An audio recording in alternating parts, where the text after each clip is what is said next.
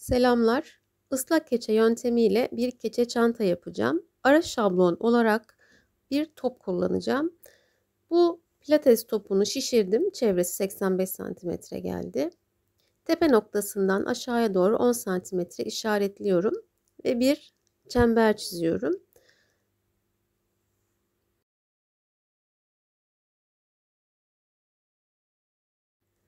Çemberi karşılıklı olarak iki eşit parçaya böldüm.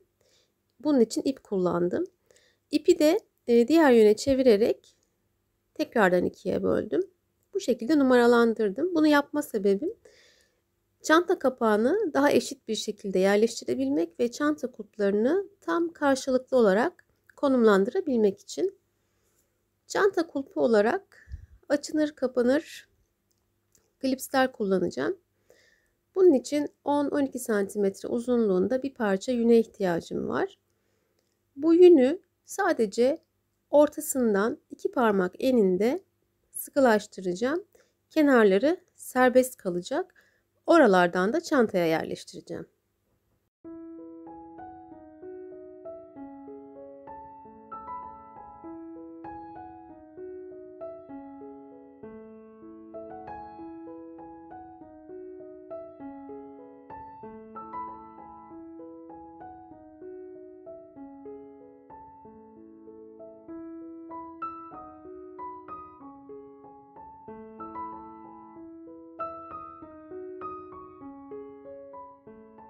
Çantayı dıştan içe doğru yapıyorum.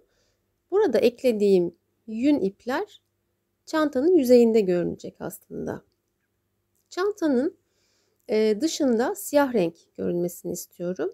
O yüzden yünümü güzelce zemini ıslattıktan sonra parça parça serdim. Bu yöntemle ilk kez çanta yapıyorum. Daha önce Instagram'da bu yöntemle çanta yapan bir keçe ustası görmüştüm ve takipte ediyorum. Natasha Smart Tekstil, yanlış telaffuz etmediysem. Tam prosedürü bilmiyorum. Ara ara videolarını seyrediyorum. Nasıl yapmış diye düşündüm. Böyle bir teknik kullanmıştır belki diye tahmin ederek kendime bir yöntem oluşturuyorum.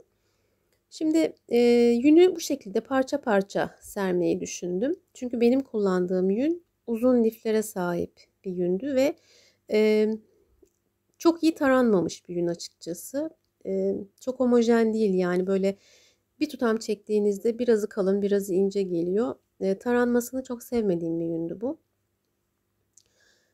Baktım ki parça parça yerleştirmek beni çok oyalayacak, çok uzun zaman alacak. O yüzden yünü şerit halinde topa sarmayı düşündüm. Böyle bir yola başvurdum videonun devamında. Şimdi yutkunarak söylüyorum çünkü videonun sonlarına doğru başıma gelen keçe kazasını da görmüş olacaksınız. Ama sorun değil. Yine videonun sonuna doğru göreceksiniz ki keçede çareler tükenmez. Ters keçe iğnesiyle yaşadığım bu sorunu nasıl çözdüğümü de açık yüreklilikle paylaşacağım sizinle. Yaptığım her şey cuk oturmuyor. Her zaman her şey çok yolunda gitmiyor. Ama bunun da çözüm yolunu bulmaya çalışıyorum kendi çapımda. Şimdi yaşadığım sorun şuydu. Daha önce bu ipi ben yün işlerimde, keçe işlerimde kullandığımda hiçbir sorun yaşamadım. Yüzey dekorasyonunda çok güzel tutunan harika bir ip. İlerleyen aşamalarda ipin markasını ve çalıştığım projeleri de göstereceğim. Ancak burada ipin yüzeye iyi tutulmadığını gördüm. Çünkü ben çantayı dıştan içe doğru yapıyorum. Yani ip içte kalıyor. Çantanın astar kısmı da dışta kalıyor ve bu şekilde keçeleme işlemi yapıyorum. Tahminimce yün yüzeyle ip çok iyi etkileşemedi. Çok güzel ovamadım içeride top olduğu için. Güzel bir basınç uygulayamadım. Bir sebep bu olabilir. Diğer sebep de şu olabilir. Ben yünü parça parça tutam tutam değil de bu şekilde şerit halinde serdim. Ve şerit halinde serince ne oldu?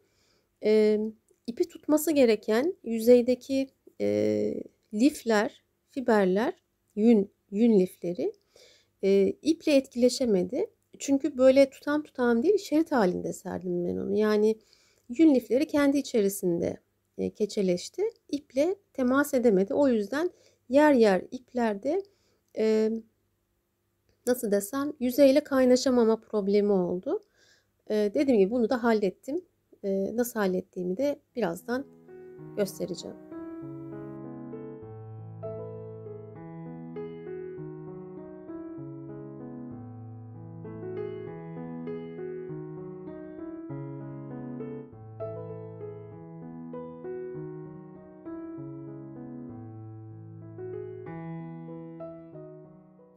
Birinci kat yünü yerleştirdim. İkinci kat yünü de buna ters bir yönde yerleştiriyorum. Tepe noktasından aşağıya doğru yerleştiriyorum. Burada kalan sarkan yünü farklı şekillerde kullanabiliriz aslında. Kesebiliriz, koparabiliriz ya da yaptığım gibi içeri doğru da katlayabiliriz. Hiç sorun değil bence. Ya da ne kesmek ne katlamak, onu o şekilde topun tepe noktasına doğru uzatabiliriz. Orayı çanta kapağı olarak da kullanabiliriz.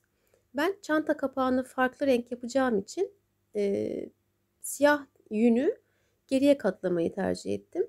Yün yetmediği noktalarda o geriye katladığım yeri de koparıp başka yerlere yapıştırdım. Şimdi üçüncü kat yünüm farklı özellikte bir yün. Gördüğünüz gibi çok kolay kopuyor. Çok güzel taranmış, yumuşacık bir yün. İthal yün. Keşke hepsini bundan kullanabilseydim ama çok az miktarda vardı elimde. O yüzden maalesef bunu bu aşamada kullanabildim.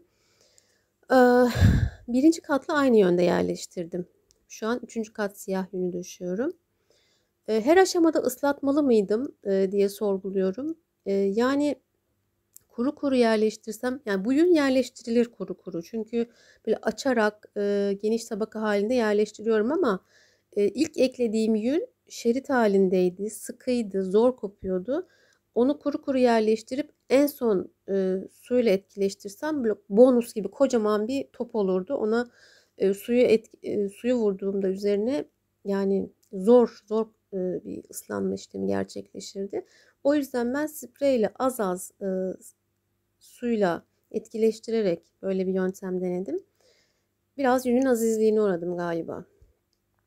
Çünkü yünü sermek, topun üzerine yünü sermek biraz zorladı beni. Şimdi ne yaptım? Hazırladığım kancaları yerleştiriyorum. Burada direkt serbest yün uçlarını ıslatıp bırakmıyorum. Üzerine fazladan yün mutlaka yerleştiriyorum ki daha sağlam tutunsun diye. Evet, karşılıklı olarak işaretlediğim yerlerden yerleştirdim. Şart mıydı o dörde bölmek, 4 tane numara yerleştirmek? Yani eğer cep yapsaydım hani cebi de konumlandırmak için iyi olurdu oradaki numaralar. Evet, şimdi de çantanın kapağını ve iç astarını yerleştiriyorum. Burada yağ yeşili, sarı tonlarında bir yün kullanıyorum. Bu yünün cinsi ilk kullandığım yünle aynı. Uzun lifli, zor kapan bir yün ve maalesef boya veriyor. Boya vermesini nasıl engelledim? Tabii ki su ve sabunla ovarken engelleyemiyorsunuz bunu. İlla ki boya veriyor, akıyor. Ancak prosedür bittikten sonra sirkeli suda beklettiğinizde boya verme de artık durmuş oluyor. Boya vermeyi engellemenin yolu da sirkeli suda bekletmek diyebilirim. Kapakta önce bu şekilde birinci kat yünü döşedim. Sonra bunu tersi yönde ikinci kat yünü yerleştirdim. Kapakta 2 kat yün kullandım. 4 kat olabilir, 3 kat da olabilir.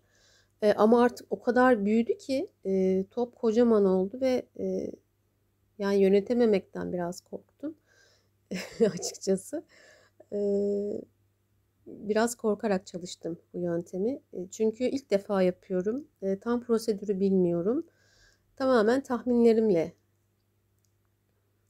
yolumu bulmaya çalışıyorum. Evet, bu şekilde kapak kısmını şu an birinci katını yaptım. İkinci katını da yapıyorum şu an. Bu şekilde yerleştirdikten sonra astarı yerleştireceğim. Fazla su kullanırsam şöyle bir sıkıntı olabilirdi. Yani bir süngerle ıslatsaydım ya da direkt tepeden su dökseydim mesela.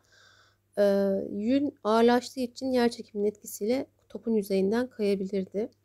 Bunu engellemek için az miktarda su kullandım. Ve altta kullandığım poşet de şu amaçlaydı. Şimdi sarı renkli yünün çantanın ön tarafındaki siyah renkli yünle birleşmesini istemiyorum. O nedenle bu arada sürekli mesaj geliyor telefona. Kusura bakmayın sinyal sesleri için. Evet, şu an astarı yerleştiriyorum. Astarı tek kat yerleştirdim. Çok fazla yün kullanmak istemiyorum. Yeterli kalınlığa ulaştı diye düşünüyorum. Zaten içte kalacak. Alabulus olsa da sorun değil diye düşünüyorum. Evet, çok konuştum. Şimdi bakalım devamında neler yapmışım.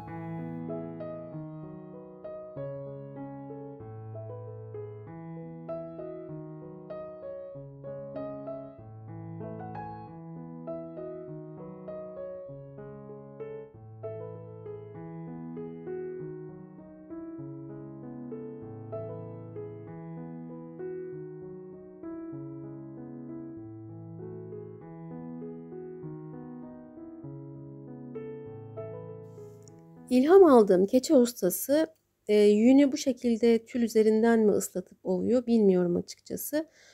Onun yönteminde tül kilotlu çorabın A kısmına geçirip zıplatma, sarsma işlemi yapılıyor.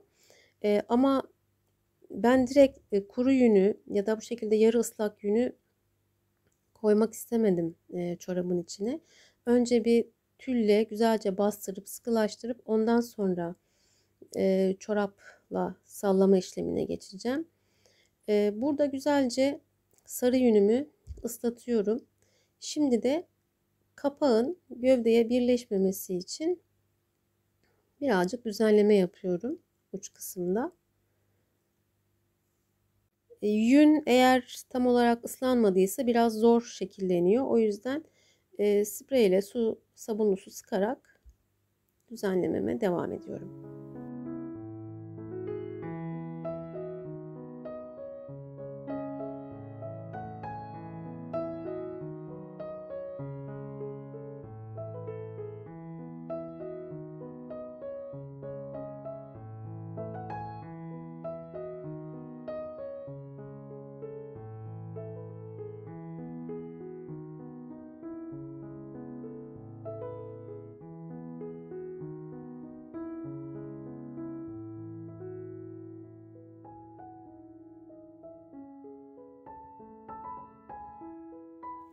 Geldik çorap aşamasına. En büyük beden kilotlu çorabı bir leğene geçirdim. Daha sonra dikkatlice yünün kaymasını hiç istemiyorum burada. Yünü kaydırmadan topun üzerine geçirdim. İkinci çorabı da aynı şekilde alttan geçiriyorum. Daha sonra ben bacak kısımlarını kestim çorabın ve düğümledim açılmaması için. Alttaki yünden eminim güzelce ıslandı. Üstteki yünü de parça parça spreyle ıslatmıştım. Ama ovma işlemi için yüzeyin de sabunlu suyla ıslatılması gerekiyor. O yüzden önce oda sıcaklığındaki sabunlu suyla ıslattım çorabın yüzeyini. Sonra da ılık suyla tepeden suyu boşaltarak güzelce ovdum. Bu şekilde keçelemeye devam ettim. Burada şu uyarıyı da yapmam gerekiyor. Neticede kilotlu çorap tül ve biz biliyoruz ki tül yüzeyi çok uzun süre yünle temas ettiğinde yün yüzeye yapışıyor. O nedenle ara ara çorabı mutlaka çıkarmak gerekiyor. Yoksa yün çoraba yapışır ve hoş olmayan sonuçlar ortaya çıkabilir.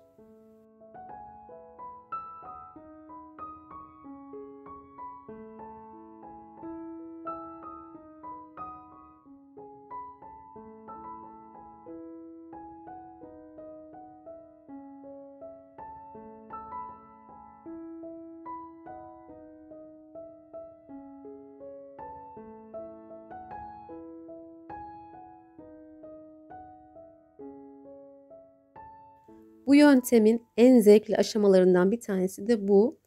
Çorabı tutup topu zıplatmak, hatta topu basket topu gibi masanın üzerinde zıplatmak, yuvarlamak vesaire çok eğlenceli, stres atıcı gerçekten. Ama ben sonuçtan hala bir haber olduğum için bir taraftan da korkuyorum. Acaba iç taraftaki yün yeterince keçeleşecek mi, ip tutunabilecek mi diye de bir taraftan korkuyorum bu aşamada. Evet, çorabı çıkardım. Çünkü tutunmasından korkuyordum yün yüzeye. O nedenle ben her zamanki gibi en güvenli yolum petek tülümü serip gözüm görerek kontrollü bir şekilde ovma işlemi yapmak. Evet, o işlemi de yaptım. Şimdi tekrardan daha fazla topu sarsmak için, zıplatmak için çorabı geçiriyorum ve daha şiddetli bir şekilde topu sarsmaya devam edeceğim.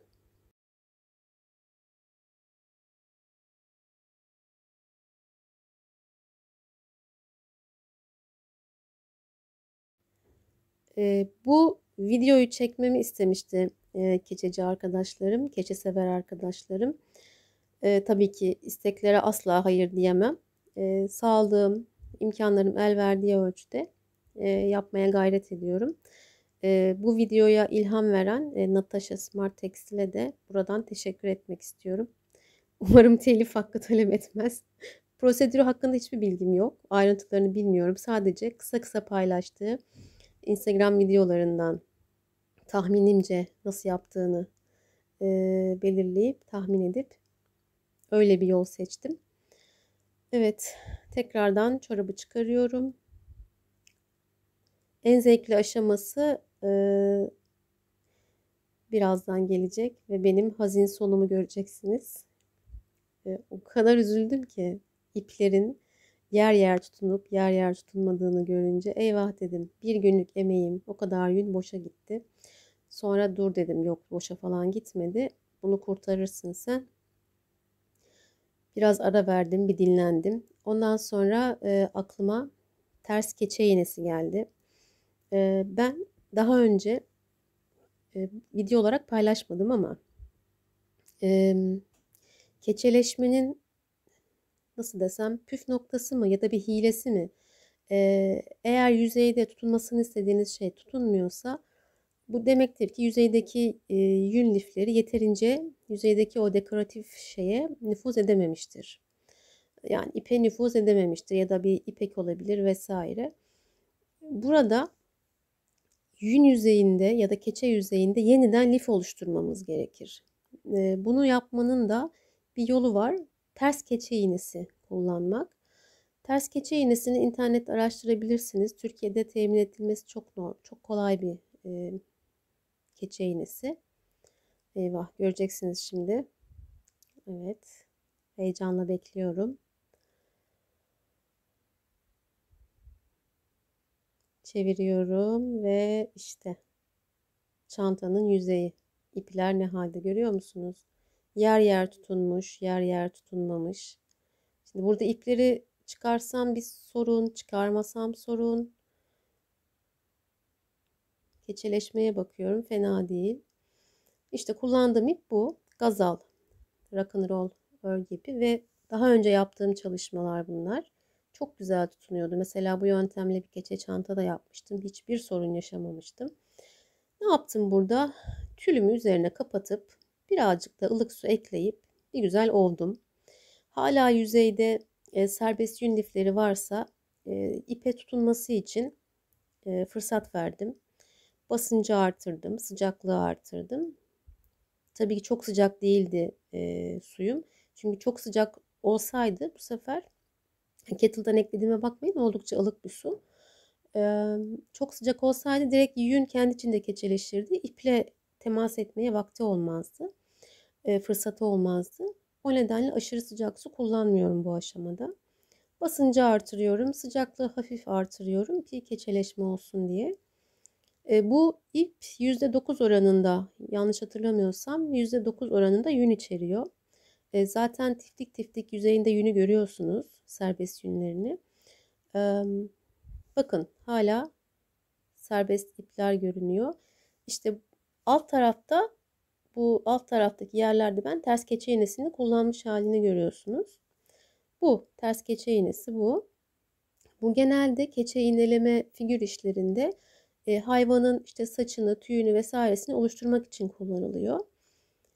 Batırdığınızda zemindeki yünü yukarı çekiyor. Tiftik tiftik oluyor yüzeyiniz gördüğünüz gibi. Ben sadece ipin sağından ve solundan yün çıkarmaya çalışıyorum. Yani yaptığım keçeyi ters olarak yüne çeviriyorum şimdi tekrardan. Hani yün keçeye dönüşmüştü ya, şimdi de keçe yüne dönüşüyor kısmen. Bu kenarda çıkardığım sarı renkli yünler ve kısmen siyah renkli yünler ipi tekrardan tutacak ve yüzeye sabitleyecek. Mantığı bu.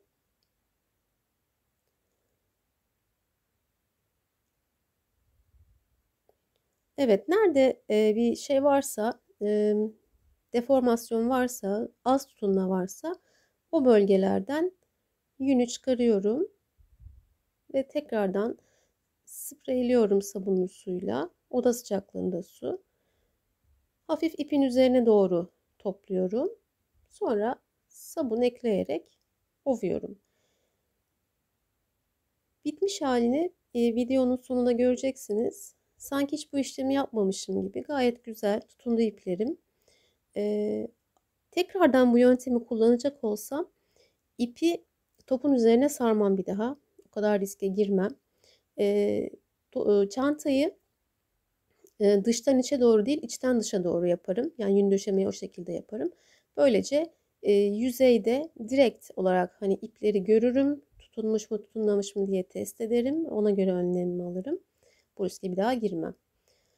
Evet, bütün ipleri sabitledim güzelce. Ters keçe iğnesi burada çok işe yaradı.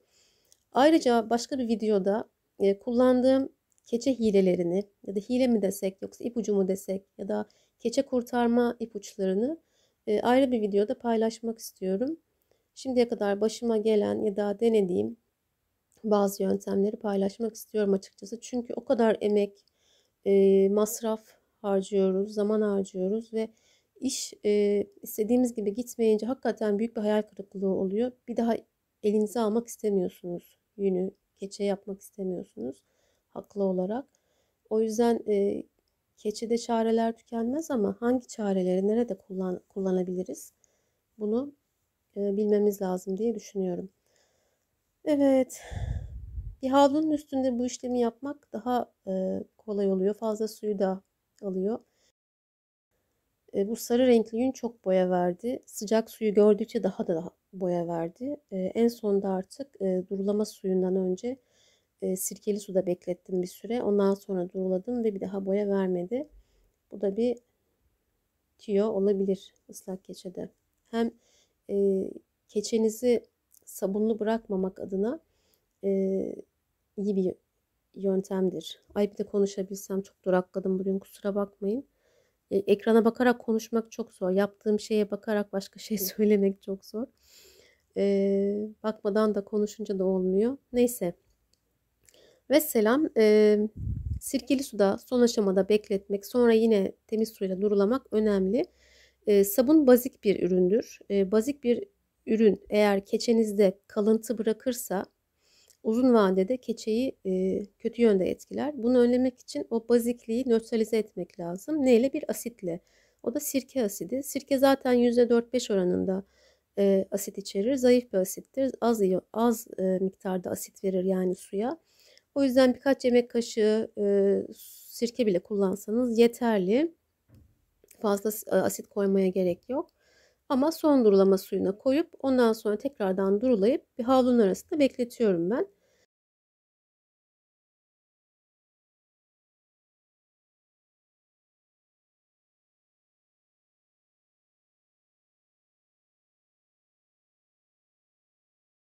Çantanın tabanına şekil vermek için de içine ıslak havlu koydum ağırlık yapsın diye. Bol buharlı ütüyle ütüledim.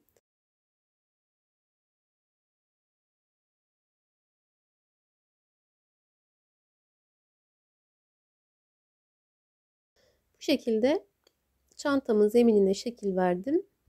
Şimdi kapanması için bir aparat eklemem gerekecek çantanın yüzeyine. Düğme olabilir. Mıknatıslı çanta aparatları var. O olabilir.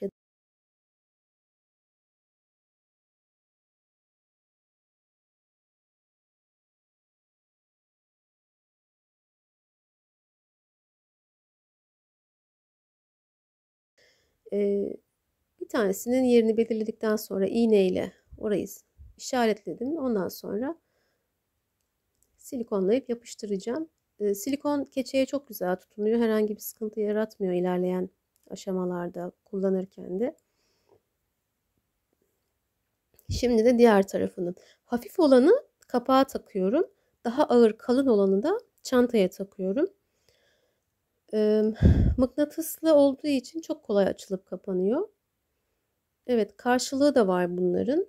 Çıkmaması için metal aparatın. Bunları da yerleştiriyorum. Bu şekilde sonlandırıyorum.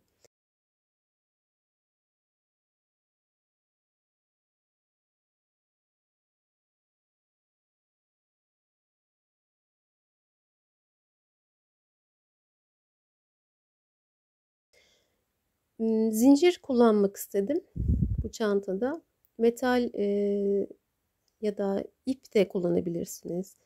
Bilmem başka ne olabilir? Deri kullanılabilir vesaire. Ya da kullandığım ipten zincir de örebilirdim. Böyle işte son aşaması bu şekildeydi. Umarım işinize yarar, ilham olur sizler için. Yorumlarınızı bekliyorum. Bir sonraki videoda görüşmek üzere inşallah. Sevgiler, selamlar.